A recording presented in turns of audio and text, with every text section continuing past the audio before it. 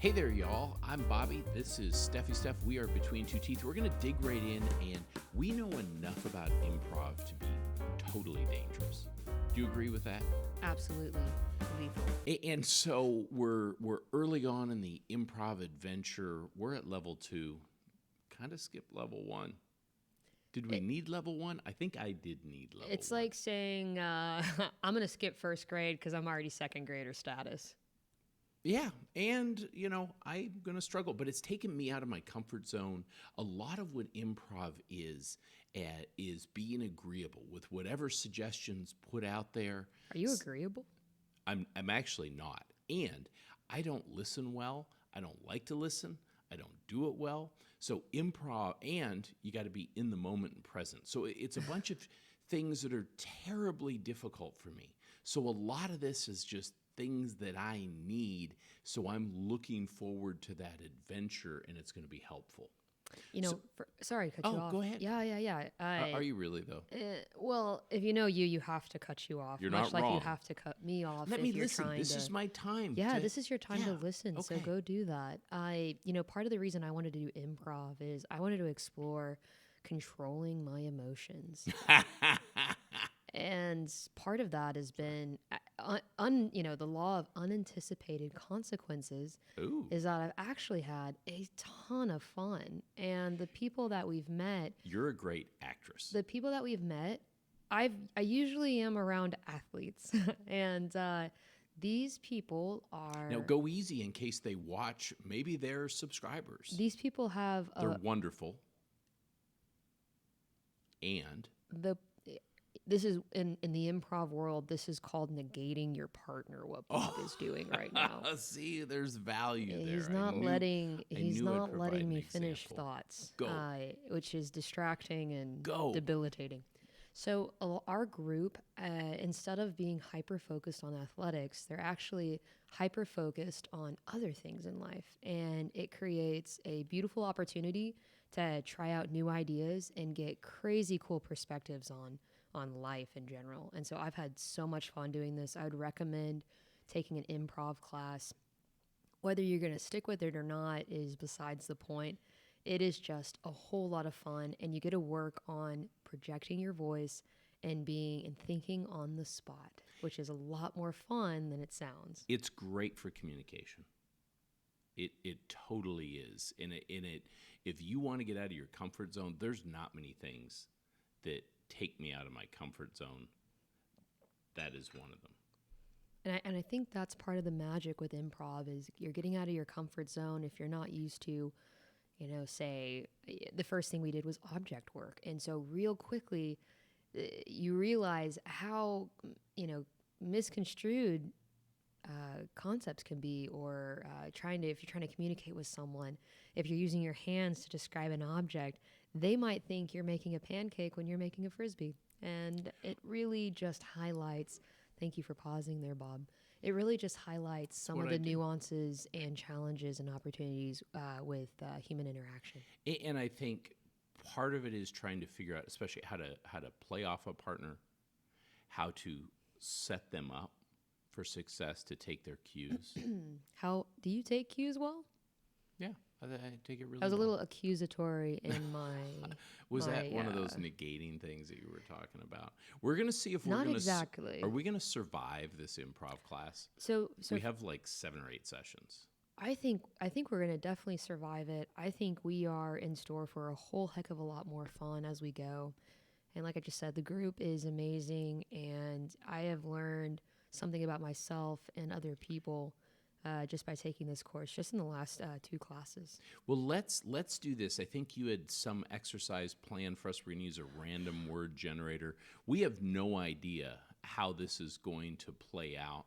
And a couple of things. I'm not going to take full credit for this exercise. I'm going to give half the credit to Bob and half the credit to me, as this kind of became our brainchild here, kind of meshing some... Brainchild. Meshing some of the things and games we've played in our improv classes. And this is just us taking some creative liberties. All right, take us through something. Ready. So what we're going to do is pull up a random word generator. I'm going to have it generate one word at a time here, but these words are going to kind of define what character Bob's going to play, what character I'm going to play, and then what's going on, either our activity or our location. And because everything is random, it's going to create the need or give us an opportunity to kind of put these pieces together and hopefully survive a very funny skit. So first one up is insect. That's going to be Bob. You're going to play an insect. We are going to be in a community of some sort. And I am going to play something with a camera involved. So again, insect in some kind of community, and I am going to have something surrounding a camera. All right, 3, 2, 1, scene start. Boy, I sure am glad us bees are sitting in the hive here just kind of waiting for action. Do you want to get a picture of this? Gee, I'm glad we didn't preload the scene. That would have been terrible. I can't imagine what would have happened if we knew everything right off the first sentence. Okay, I was... In part of this, so we're going to pause this scene. Okay. And we're going to break it down for you. Okay. I love how Bob started, and I'm going to be an instructor here, even though I've only taken 2 classes of improv. If you know me, that's exactly how I do things. And so when Bobby had his what we call it is preloading. So I did come out of the gate pretty hot. So what Bobby did is he knew he was going to be an insect, right, or something surrounding insects, and so he talked about who, what, and where, which is kind of everything in the scene. And so who, what, and where is what the 2 people in the scene or the 3 people in the scene, they're supposed to create that together. What Bobby often does is when he comes on a set, he defines it real quick in the first sentence. I came in too hot. So we're going to replay this All right. scene. I'm going to do better. We're going to replay this scene. Are we going to use the same words? We're going to use the same, So absolutely the it's same words. Insect? We are in a community of some sort. We have not defined what kind of community that is. And then I am going to have something surrounding a camera. Okay. I'm ready. I'm going to do better this time. I got it. All right, here we go. 3, 2, 1, scene start. Swat, swat, swat. I wish this bug would get out of my ear. I'm trying to take all these pictures of this wonderful retirement community. Swat. Oh my gosh, I think this bug can talk. Hi. What are you taking a picture of? Why is your camera so big? Is that a new iPhone? Is this are you a bee named Mickey by chance? No. I'm a fly. Oh, you're a fly. I just look like a bee. I'm taking pictures of all of these people in this retirement community. They look so happy. Have you thought about kind of flying over to them?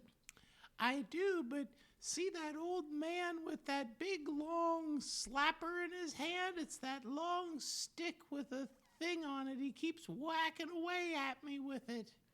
It's a fly slapper, I think. Is it a swatter? A swatter. Yeah, I think so. He got my brother the other day. It made me real sad. Oh, that's too bad. Well, that brings up kind of the circle of life. And whenever we start to think about the circle of a life, just like this retirement community, all things must die, and we need to face our fatality and our... What's fatality? I've just got a little fly brain. I don't know big words. You're so smart. You're one of those humans with a really big... Your camera's gotten bigger. Why did your camera get so big? Well, I'm going to use it's a growing camera. It's a growing camera. Much like the circle of life. That's right. Life grows and then it dies. It does. And that was funny. I liked that. That was awesome. The people that are listening to this might think that we are...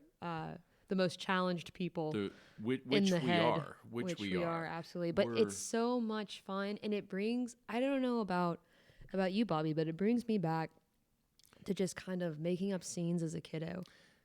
And I did actually, my group of friends would do that, and I can remember us as like 4th or 5th graders, just that's what we did. and it was a lot of I fun. hate to say that I had imaginary friends a lot. Who doesn't? And just remember, it is a podcast when you go ahead and put your coffee down. There we go. I'm audio guy. The bane of my existence. I just can't stop that. It will be the death I of didn't him. play enough with other people when I was a kid. I had an older brother that he's not in the subscriber, so I can say anything I want. But he didn't like to play with me. So I had imaginary friends. So this is instructive for me. This is really cool. Let's try another one. Yeah, let's try That was another pretty one. fun. So three random words. 3 random words. How do we know you're actually picking these with the random generator? I don't know. It's just Like kind of you a ain't button. So fooling? the first thing is you are going to place something around a refrigerator. Refrigerator. Okay. This helps my short-term memory. I'm gonna have something to do with advice, Okay. and we are going to be in a scene that has some sort of failure. Okay. So again, Bob's character or activity is going to center around a refrigerator, and I am going to be centered around advice. Advice and failure. And there's some failure going on in our scene. Okay. 3, 2, 1, scene start. Hey, do you want something to drink? Yeah, sure. That's great. What do you have? Well, let me take a look here. Oh, wow. See, it's a podcast. You can't tell, but You just opened the refrigerator. Yeah. This is a really cool fridge. I didn't know you could paint it Barbie pink. Well, I watched that movie and I just got so excited. I'm sorry to cut you off. Can I give you some advice? If you must. Why don't you color it aquamarine? No, because I was trying to tell you. So I go to this movie, I go to Barbie, I see it, it's awesome. I change my entire wardrobe. I painted inside of the refrigerator. Was it because you Now- failed to paint the right color on the outside of the refrigerator? Well, no, you can obviously see the outside's the same color as the inside. So Now, listen, if who we're doesn't like Barbie? if I'm here to fix your refrigerator because it's failing, I'm going to give you some advice. Oh. And what's the advice? I'm all ears. So I as the- love to listen. Oh, my yeah. gosh, So I as a love to listen. technician in You're refrigeration, the refrigerator technician? I thought you lived here. You're my roommate. You're the refrigerator technician as so we're well? gonna pause scene here. We're gonna pause scene. Okay. So what Bob's done is negated. I'm negating. Bob is negated. I can't stop. So one of the cool, and this is a great instructional point. That's so, why I'm doing it. So one obviously. of the right. So Bob's practicing right now because Yes. he's had some issues. So Bobby. So one of the cool things about improv is you don't want to negate your second person or whoever your partner is on I did stage. terrible with the yes and. Now listen, I've only had two. Yeah. And so I've so only had so two if we were going to things. rework that dialogue Yeah. real quick, and what I was trying to do by saying I'm here to fix your refrigerator, I was trying to establish who we were to each other. And when Bob goes, "No, you're not. You're my roommate," or Bobby goes, "No, you're not. You're my roommate." Now the audience is confused. Who do they believe? And so it dismantles the scene because then I have to either accept what his new reality is, Okay. or I have to counter him again, and the scene doesn't keep moving along. I hear what you say. Let's go third time. I'm going to get this slowly. Oh, you got Let's it. go ahead and Do you want a different word set? let's do a different word set. Yeah, I got you. So I got yes, and I'm going to be thinking that the whole time. Which one of the things I love about improv is that, and we listened to a great podcast with Alan Alda and Tina Fey about this. It really helps you it sets you up to really not be against a whole lot of things. That's the benefit. There of it. is solo public speaking and lecturing, and then there is the team sport of Yes. improv. Okay, Steffi Steph, let's go ahead. Here we go. The Random. third time. Right. Random. Thank you. I Rando. got you, man. You just Oh, you thank sit you. down and you Well, get ready. I am. So here we sitting. go. We're gonna Okay. have you're gonna be something around an engine. Something around an engine. Right. Okay. So engine is your word. So you're going to have your character has something. You can either be an engine, you can be someone who works on an engine. You just have to have it connect to engine. Okay. We're going to be in a scene that has to do with temperature. Okay. Engine, temperature, those go together. And I'm going to be something with a university. So again, engine, temperature, a scene with temperature in it, and university. Do you want to start us?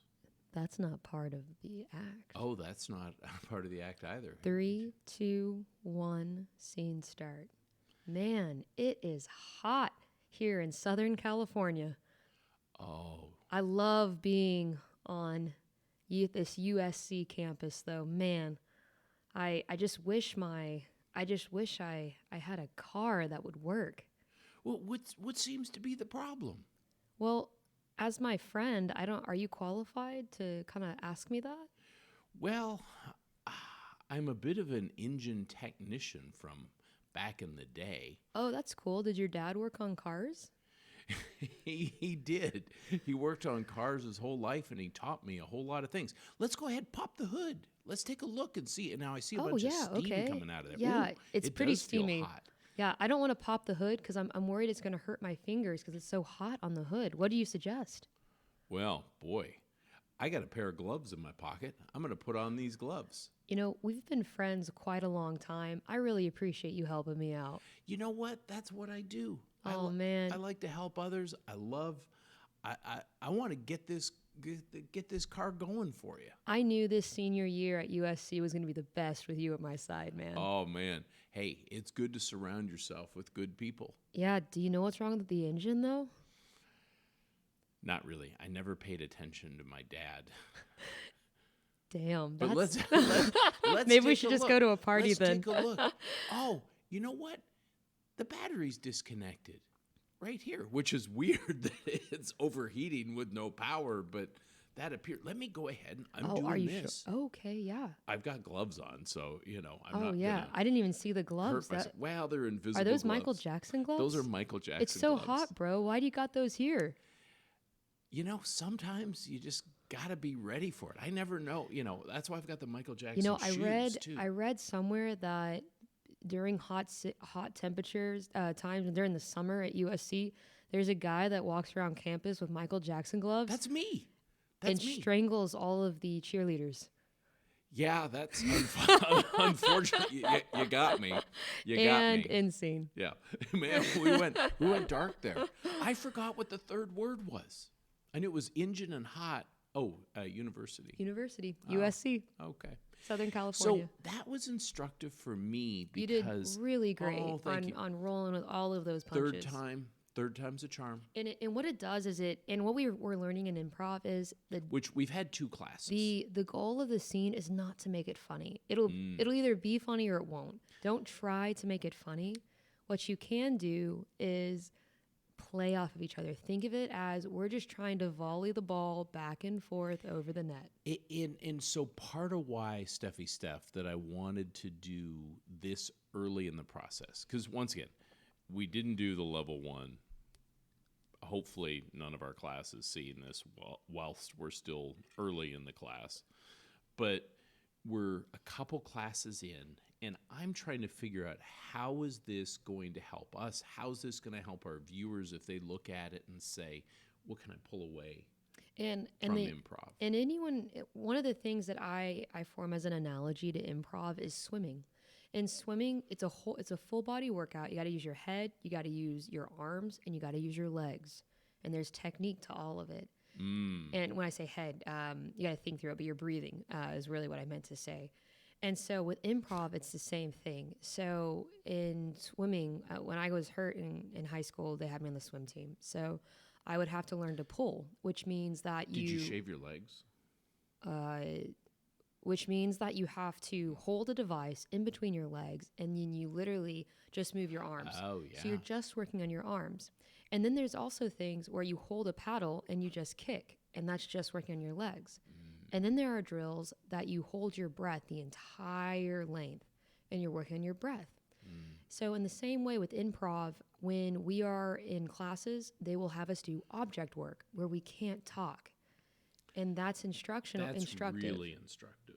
And so here, though, because we can't really use our hands and be, basically do object work, you're having to rely on what you see in our facial expressions. It doesn't work on podcasts so well. Yeah, other than you can see the interplay and you can see two people either being two peas in a pod or introducing conflict and either resolving that conflict or creating a very funny scene. Personally, so what we just did with the engine was peas in a pod until I introduced the conflict of, hey, these Michael Jackson gloves and he's going around strangling students, which makes it a little funny. So conflict can be funny, but you don't have to negate your partner to be funny.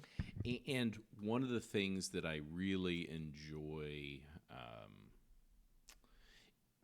one of the things that was helpful for me to know is that when you're doing improv, there's a lot of times where it's just not going to be funny. And that's perfectly okay. And to fail, like it's gonna not only not be funny, it's just gonna be terrible. Yes. And hearing people like Tina Fey or Jason Sudeikis, comedians that I love that started off in improv. So let's do one more. I'm gonna keep working on this. Yes. I think you're getting this. I think your next thing, other than establishing who, what, where, I'm gonna get better. You're gonna get better. I think you got this. Who, what, where. All right. Okay. Steffi Steph, let's give it a go. All right, here we go. We are going to be at an election. Election. You're going to have something to do with truth. Okay. And I'm going to have something to do with bonus. This is going to be random, I think. So, again, Bobby and I are at an election. And Bobby's character or activity is going to have something to do with truth. And my character or activity is going to have something to do with bonus. Okay. 3, 2, 1, scene start. Who do you think's going to win? I thought you would want to root for Dad because he's in this election and he's worked so hard. And we've literally been on the campaign trail. I told you were a bonus child. Yes. I always kind of felt that way. To tell you the truth, he often told me that I was like just the extra. We use bonus in this family. I guess I hope he wins the election. But I thought his campaign was a little off. Him kind of having the platform that he did for his election. I thought it was weird. Did you? What did you think of his Bobby, platform? No one's going to run on the truth. Well, I agree with that, but like you came up with his platform for the election. Sophistication and style? Some would say that sells well. He did look sophisticated. I thought it was a little strange that he wore a bow tie all the time. That was the bonus content. We talked about this. He had a hat and a cane. Dad loves the bonus content. I know, that was a little dapper. I thought he was just a little too dapper. But what about the other thing that you had in his election platform? Oh, man. You mean... About the thing about the kids. Oh. That was weird. I thought that was So strange. I hate to break it to you, but Dad had more than one bonus child. You know this. We've met our moms. He had a lot of bonus children. We have more than one mom? We talked about what bonus children are. Are you That's why for Mother's Day we had all those people come over. I know you like the truth, so I just wanted to kind of to set the stage for you. I can't handle the truth. And see. That was funny. I'm slowly getting better. I think you're getting this. That was fun. I'm excited that you are embracing yes and thank you. I can't wait till you get comfortable with that and start to really introduce your wit into scenes because that's where you shine. Oh. And I think once you get comfortable with the who, what, where, your brain can't handle both. And I can see it because I know you. And you're sitting there trying to make it perfect. And you're trying to get every little thing in there. So back to why I want to talk about this is because it's so helpful for me. I know you and I share the characteristic that we really like to work on ourselves and we want to improve. I oftentimes don't enjoy the journey because I want to solve the problem quickly, check it off the list, and move on to the next issue. And improv is forcing me to take a beat. It's forcing you to be silly and I don't like to be silly. and agree with things that are just Silly. make no Let's sense. do another one. Should we do a Yeah. bonus one? We're going to do a bonus one. All right, you're gonna like this one. Okay. You're gonna be something to do with a king. I'm liking this already. I'm gonna have something to do with transportation, and the scene is gonna have something to do with marriage. Oh, this is good. King, transportation, and marriage. Yes. So king. So Bobby's gonna have something to do with the king. I'm gonna have something to do with transportation, and our third word, marriage, is going to be the scene. 3, 2, 1. Scene start. Clunk, clunk, clunk, clunk, clunk. Sire, are you ready to get in the carriage? You might miss the wedding. Someone bring me my slippers. Sire, you want me just to leave the horse-drawn carriage here and go get your slippers? If you'd be okay with that, Can you yes, hold I the would. reins? Well, Sir, these horses are very temperamental. I'm king of all the land. Sire, you are king of these horses. Are you going to watch after them? You know what? There's a lime bike over there. Let's let him go. Let the horses go. Oh, if you insist. Clap, clap away. Okay, so you want to go ride the Lime bike? Yes. Oh, that's Sire.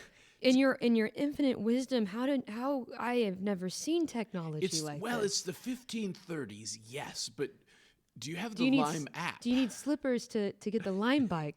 Well, I don't want to get mud on my feet. I'm a little bit of a Sire, dandy king. I'm just a humble, stable person.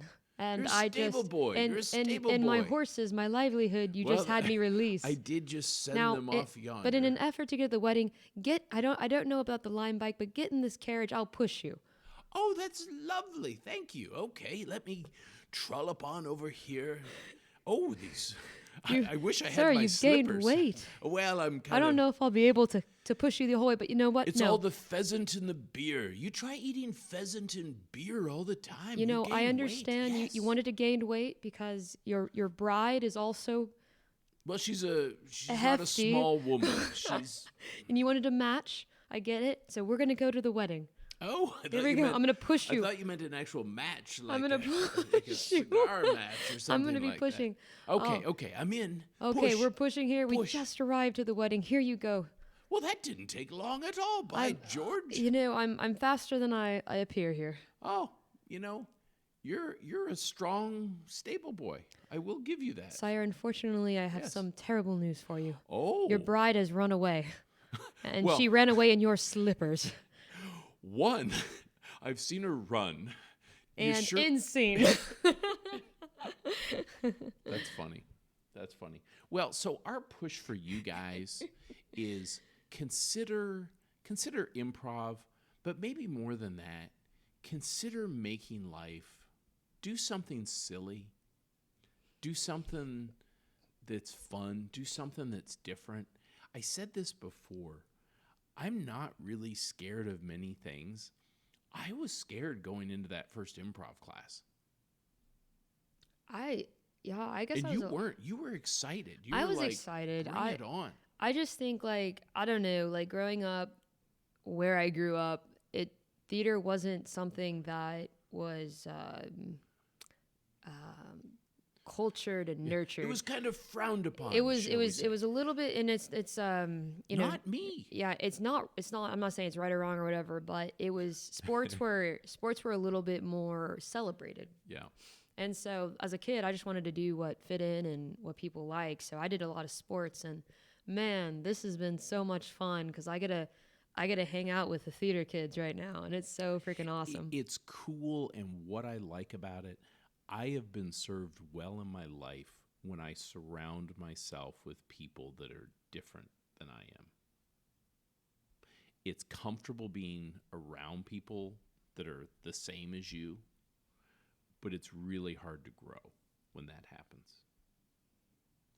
And one of the things that when we talk about growing outside your comfort zone in these scenes, when we would see our classmates and ourselves included develop a scene and go through it, the instructor always brought us back to, yes, but who are you to each other?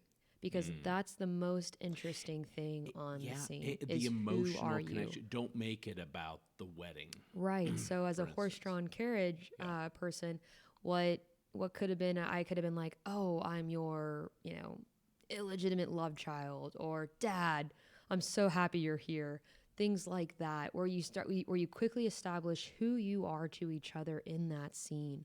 And it just makes it makes it relatable, because somebody who's watching that is going to be like, oh my goodness, like I get the emotional play in between. And part of the reason you might be nervous, I think, is improv is about the emotions that go between people. I don't like emotions. We've talked about that before. And in hearing you talk, the other thing is you don't have control. So if you have control issues and you're in a scene with 2 or 3 people and you have to be agreeable, you're doing the yes and whatever just happened immediately before, you got to go with that. So Yes. everything's out of your control. You've Rolling got to with be the incredibly punches. present. Well, we appreciate you guys coming along on this adventure. This has been a really fun one to make. It's been really fun, and it was instructive for me, frankly, to fail those first couple times and then be able to hit the reset button. That's what it is. That's improv. Pretty cool. Just keep rolling with You know it. what? But that's also the way life goes. I know we talk about that a lot, and if you fail, one, you should know you probably are going to fail an awful lot. And for you, I know one of your favorite quotes is just kind of go with the flow of the universe. This is an opportunity to put that quote into practice. Yes. And we're glad you joined us. Hit we're out. subscribe. Bye. Excellent. 32 minutes.